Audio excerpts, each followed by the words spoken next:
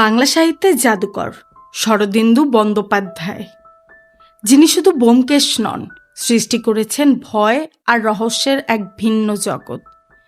আজ সেই জগতের অন্ধকার কোণ থেকে শুনব এক শীতল গল্প, একটি পরিত্যক্ত বাড়ি যার নাম প্রেতপুরী, যেখানে রাত নামলেই বাতাসে শোনা যায় মৃতদের ফিসফিসানি। আপনাদের সাথে আছি আমি সায়মা। আপনাদের সকলকে স্বাগতম জানাই আজকের গল্পের সন্ধ্যায়। আপনি যদি গল্প ভালোবাসেন, সাবস্ক্রাইব করে পাশে থাকুন। গল্পটি আমার কণ্ঠে হলেও প্রাণটা পায় কিন্তু আপনাদের ভালোবাসায়।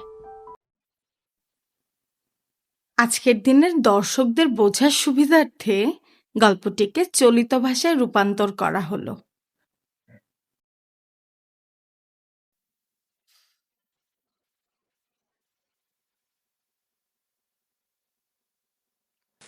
সূর্যাস্তের পর শ্রাবণের বৃষ্টি আরও জোরে সোরে নেমেছিল। আমরা কয়েকজন ক্লাবের একটা ঘরে জড়োসড়ো হয়ে বসেছিলাম। টেবিলের ওপর আলোটা নিস্তেজভাবে জ্বলছিল। এমন সময় ছাতা মাথায় দিয়ে প্রায় ভিজে ভিজে বরদাবাবু এসে হাজির হলো। আমাদের একজন তাকে সম্বোধন করলো, এই যে বরদাবাবু। বড়দা ছাতাটা মুড়িয়ে এক কোণে দাঁড় করিয়ে দিয়ে কোচা দিয়ে মাথা মুছতে মুছতে একটা চেয়ারে গিয়ে বসলো।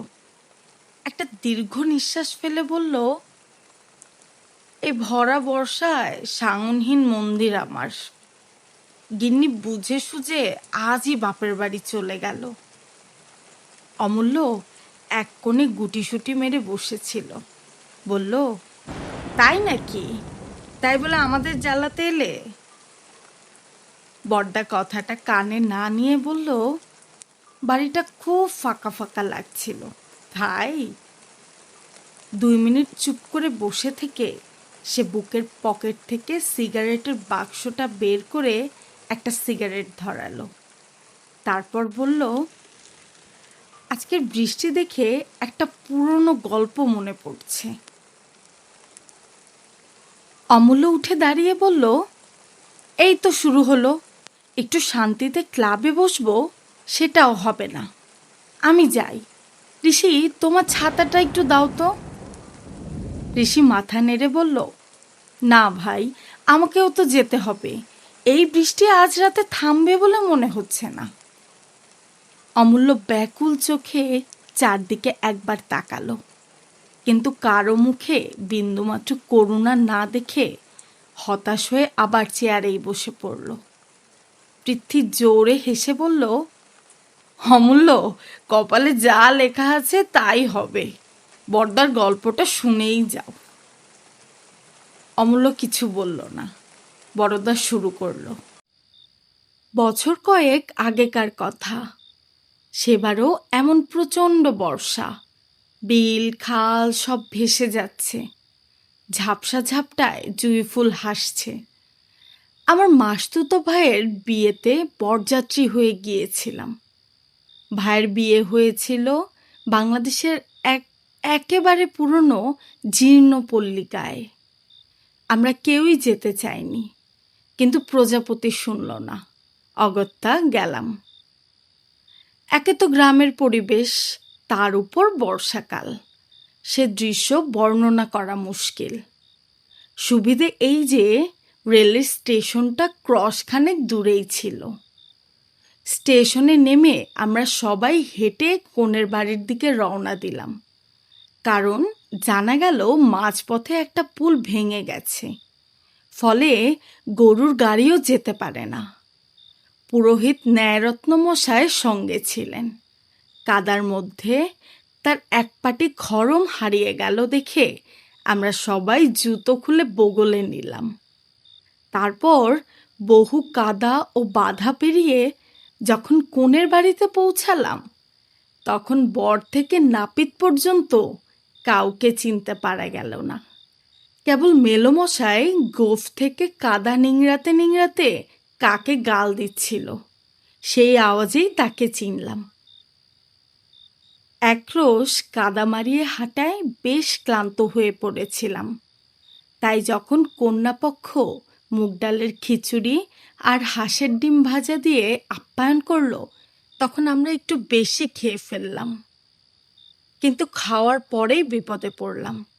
আমরা প্রায় 20 জন বরযাত্রী, আর যে ঘরে বিশ্রাম করতে দেওয়া হলো তাতে বসতে ঠাসাঠাসি করে কোনো মতে 20 জনই ধরবে। সবারই একটু শোবার ইচ্ছা করলো, কিন্তু তা সম্ভব হলো না। শুধু শীর্ণদেহ ন্যায়রত্ন মশাই কোনো মতে কোণে কুণ্ডুলি পাকিয়ে শুয়ে পড়লেন। বাকি সবাই পান তামাক খেয়ে গল্প গুজবে সময় কাটাতে লাগলো। কেউ কেউ তাস নিয়ে বসলো। আমি জানালার পাশে বসে মন খারাপ করে ভাবছিলাম, দিন তো গেল, কিন্তু রাতে কিভাবে ঘুমাবো? গোধূলি লগ্নে বিয়ে হবে, রাতে নিশ্চিন্তে ঘুমানো দরকার। দাদা তো বাসর ঘরে আনন্দে রাত কাটাবে, কিন্তু তাই বলে আমি কি পাহারা দেব নাকি? তাই বাড়ির একজনকে ডেকে জিজ্ঞাসা করলাম, রাতে ঘুমানোর ব্যবস্থা কেমন? তিনি বললেন, পল্লীগায়ে বাড়ি ভাড়া পাওয়া যায় না, অনেক কষ্টে এই বাড়িটা জোগাড় হয়েছে, এর একটা ঘর খালি করে দেব। শুনে আমি তেমন ভরসা পেলাম না। 20 জনের ঘুমের জন্য মাত্র 2টো ঘর। অন্যমনস্কভাবে বাইরে তাকিয়ে দেখি কিছু দূরে একটা ছোট অন্ধকার পাকা বাড়ি। বাড়িতে কেউ নেই মনে হলো, দরজা জানলা সব বন্ধ। আগে বোধহয় হলুদ রং ছিল, এখন সবুজাভ হয়ে গেছে। দেয়ালের চুন বালি খসে পড়ে ঘায়ের মতো দেখাচ্ছে। আমি জিজ্ঞাসা করলাম, ও বাড়িটা কার? ভদ্রলোক হেসে বললেন, এই মুহূর্তে ভূতের। আমি একটু অবাক হয়ে জানতে চাইলাম।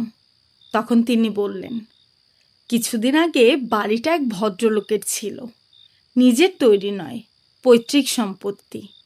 তিনি গ্রামের বাইরে ক্রস 2 দূরে জমিদারের কাছারিতে 15 টাকায় গোমস্তা ছিলেন। সংসারে ছিলেন শুধু স্ত্রী আর এক মেয়ে। লোকটি মদ খেতেন, মাতাল হলেই স্ত্রীকে মারধর করতেন, কিন্তু মেয়েটিকে খুব ভালোবাসতেন। জীবনে একবার ছাড়া আর গায়ে হাত তুলেননি। স্ত্রী ছিলেন সতীসাধ্যী, কিন্তু 3 বছর আগে মারা যান। স্ত্রীর মৃত্যুতে ভদ্রলোক খুব ভেঙে পড়েন, তবে তার মদ্যপান আরও বাড়ে। একদিন জমিদারের নায়েবের সঙ্গে ঝগড়া করে গালে চড় মেরে বাড়ি ফিরে আসেন। পরদিন সকালে দেখা যায় তিনি উধাও, আর তার 6 বছরের মেয়েটি মৃত। পুলিশ তাকেই সন্দেহ করে, কিন্তু কখনো খুঁজে পায়নি। শোনা যায় তিনি নাকি কাছে পিঠেই কোথাও লুকিয়ে আছেন। কেউ কেউ নাকি তাকে অন্ধকারে রাতে মাঠে ঘুরতে দেখেছে। তবে এই সবই গুজব। সেই থেকে বাড়িটা খালি, কেউ সেখানে থাকে না। 1-2 জন সাহসী লোক একবার সেখানে শোবার চেষ্টা করেছিল, কিন্তু সেদিনই ভয় পালিয়ে এসেছে। বলে সেখানে নাকি ভূত আছে। সব শুনে আমি বললাম, আমরা যদি কয়েকজন সেখানে রাত কাটাই কোনো অসুবিধা হবে? ভদ্রলোক বললেন, না মশাই, আমাদের সাহস হয় না।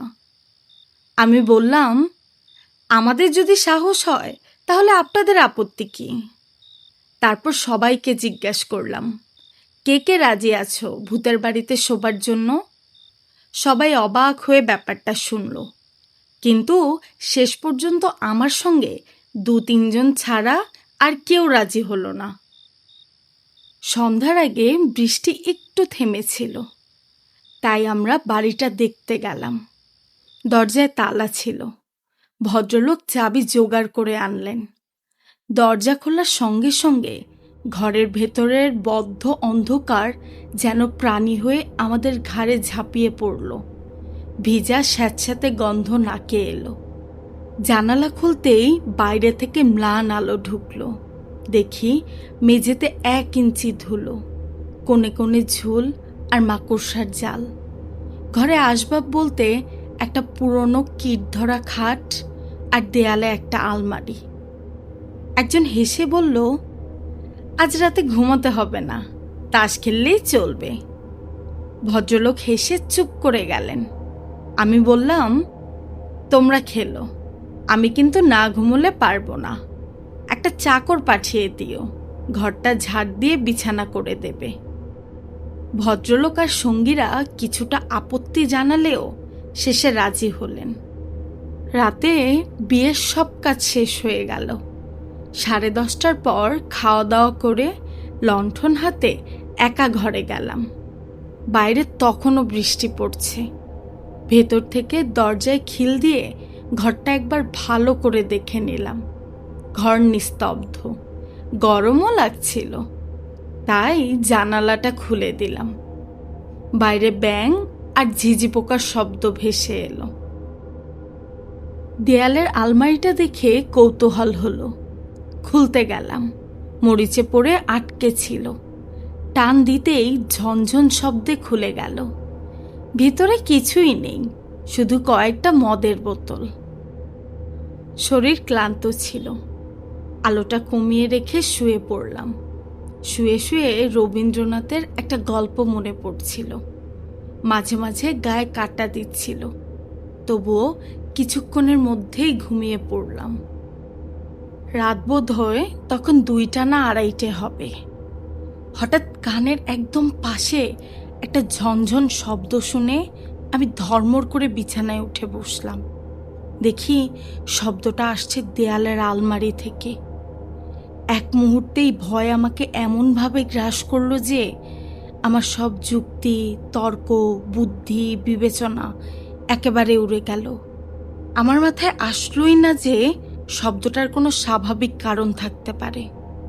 মনে হতে লাগলো ওই খালি মদের বোতলগুলো যেন জীবিত হয়ে লাফাতে লাফাতে আলমারির দরজায় আঘাত করছে।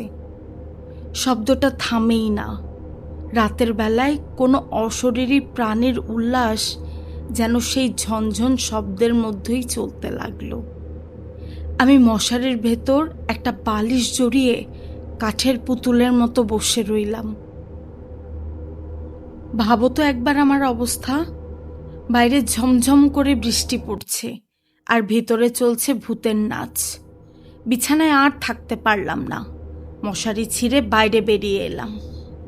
আলোটা বাড়িয়ে দিতেই দেখি ঘরের নির্জন শূন্যতা যেন চারদিক থেকে দাঁত বের করে হাসছে। অন্ধকারই বরং ভালো ছিল। মনে হতে লাগলো বোতলগুলো এখনই নাচতে নাচতে আলমারি থেকে বেরিয়ে আসবে। আর তারপর কি হবে সেটা ভাবার মতো শক্তিও আমার মাথায় রইল না। আমি দৌড়ে জানালার কাছে গিয়ে জোরে গরবটা চেপে ধরলাম। ঠিক তখনই আকাশের মাঝখানে বিদ্যুৎ চমকালো। বাইরের পুরো দৃশ্যটা এক মুহূর্তে চোখের সামনে স্পষ্ট হয়ে উঠল। জানালা থেকে 25 দূরে একটা বিশাল গাছ, নিম না তেঁতুল বুঝতে পারলাম না। সে গাছের গোড়ায় একটা বিশাল আকৃতির লোক কোদাল দিয়ে প্রাণপণে খুঁড়ছে। তার শরীর বেয়ে পানি ঝরছে, পরনে কাপড় আছে কিনা বোঝা গেল না। কৌতূহলের চাপে ভয়টা একটু কমে গেল। আমি আবার বিদ্যুতের আশায় বাইরের অন্ধকারের দিকে তাকিয়ে রইলাম। আবার বিদ্যুৎ। দেখি লোকটার কোনো ক্লান্তি নেই, কোনো বিশ্রাম নেই, বৃষ্টির দিকেও সে তাকাচ্ছে না। অবিরাম কোদাল চালিয়ে যাচ্ছে গাছের গোড়ায়।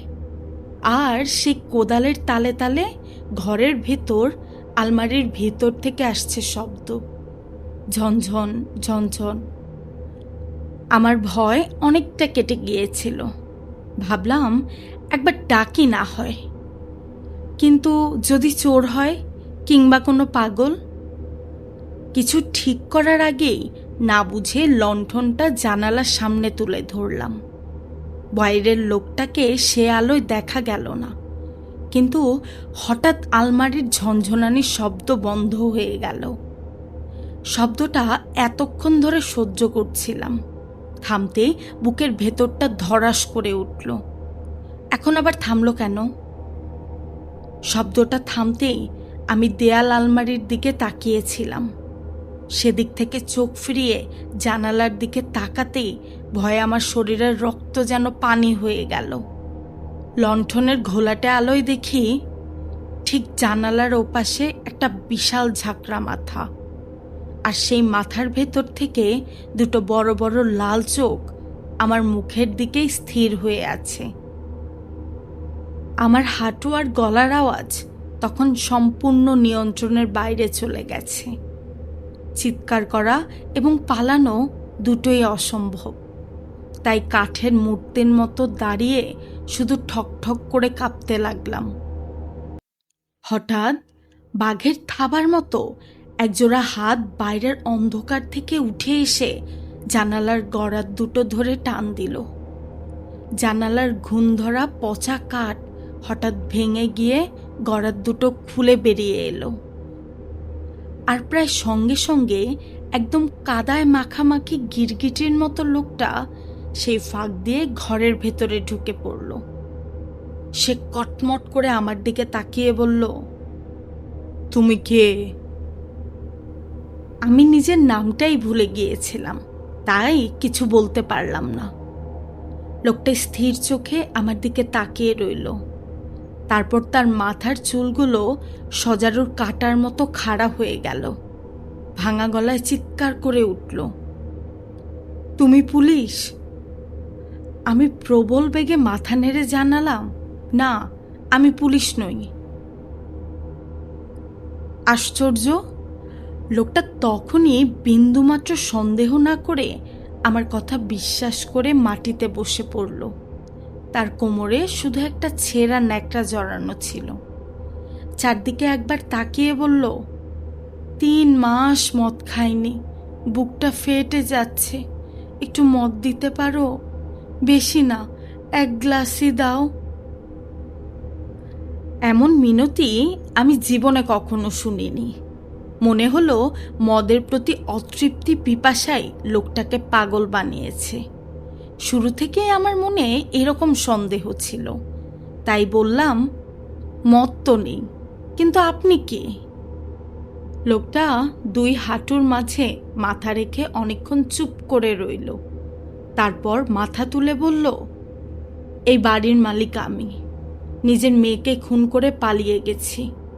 আগে গোমস্তাগিরি করতাম, একদিন ঝগড়া করে সব ছেড়ে চলে এলাম। তখন স্ত্রী নেই, শুধু মেয়ে। বাড়ি ফিরতেই মেয়ে বলল, বাবা, খেলা করতে করতে আমার পায়ের নুপুরটা গাছতলায় কোথায় পুঁতে রেখেছিলাম, খুঁজে পাচ্ছি না। তখন আমার মাথায় রাগ চড়ে গেল। মেয়েটাকে 1 চড় মারলাম, আর সে সেখানেই পড়ে মরে গেল। সেই থেকে পুলিশের ভয়ে পালিয়ে বেড়াচ্ছি। মেয়ে মরেছে, যাকগে, কিন্তু তার নুপুরটা যত খুঁজি কিছুতেই খুঁজে পাচ্ছি না।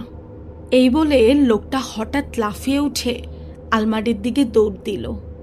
খালি বোতলগুলো একটার পর একটা পেরে মাটিতে আছাড় মারতে লাগলো। তারপর উন্মত্তের মতো একটা চিৎকার করে যে পথ দিয়ে এসেছিল সেই পথ দিয়েই বেরিয়ে গেল। 2 মিনিট ঘর একেবারে নিস্তব্ধ রইল। তারপর হঠাৎ আলমারির কাচের দরজা দুটো সজোরে শব্দ করে উঠল, ঝন ঝন ঝন। বড়দা চুপ করে রইল। অমূল্য ঠাট্টা করে বলল, ব্যাস এই গল্প, খালি ঝন ঝন ঝন? বড়দা বলল, না, আরেকটু বাকি আছে। শেষ রাতে একটু তন্দ্রা এসেছিল। হঠাৎ ঘুম ভেঙে গেল। দেখি ঘর একেবারে অন্ধকার। আলোটা কবে নিভে গেছে জানি না। অনেকক্ষণ কান খাড়া করে শুয়ে রইলাম, কিন্তু খোলা জানালা দিয়ে শুধু ঝিঝি পোকার ডাক ছাড়া আর কিছুই শোনা গেল না। শেষ রাতে ঠান্ডা হাওয়ায় কুণ্ডুলি পাকিয়ে আবার ঘুমিয়ে পড়লাম। সকালে উঠে দেখি বালিশের নিচ থেকে সোনার ঘড়ি আর মানি ব্যাগ দুটোই চুরি হয়ে গেছে।